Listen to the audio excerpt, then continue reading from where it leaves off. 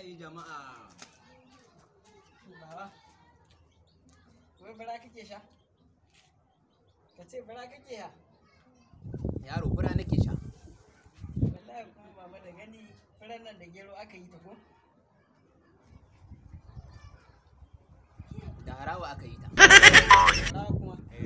Na da gani baba, furan nan yadda aka yi geron nan ya ji takin kaji ko? Kashin agwagi aka sa a geron. Kashin agwagi? Kai da ba na son iya yin banza. Ce baba ka gane lili na ai. Kenan yaro ba zai baka ka sha fura ba.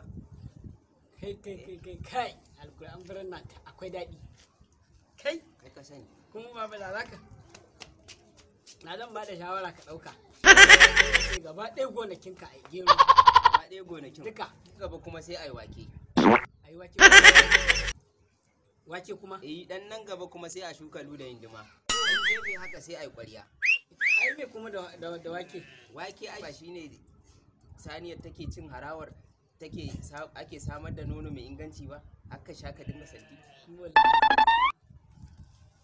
To shi kuma da nazu ka ce za a shuka luda hindima ai ne da shi. Luda hindima ba da shi kake shan fura da nonon ba. Wallahi haka ne kai. Wallahi baba kana da tunani. Ita ƙwarya kuma da nazu ka ce za a shuka ƙwarya ai me da ƙwarya kuma ba da ita ake zuba nonon da fura ake sha ba ce. Kuma haka ne wallahi. Wallahi haka ne. Wallahi haka ne. Kuma baba na gabarar taka ta yi fari wallahi. To kai ka sani. Wallahi na gabarar taka ta yi fari. Yadda aka yi nonon bakwalojin macen saniya aka sako. Nonon bakwalojin bakar jaka ne. Aka yi nonon. Da shi ka damu furar? Da shi na damu furar. Ai ya fi daɗi. Inna lillahi wa inna ilaihi raji'un. Ka san dai bana shan nonon bakon, bana shan nonon macen jaka. Au. Wallahi bana shan nonon jaki. Amma Allah ka tuti rayuwa da.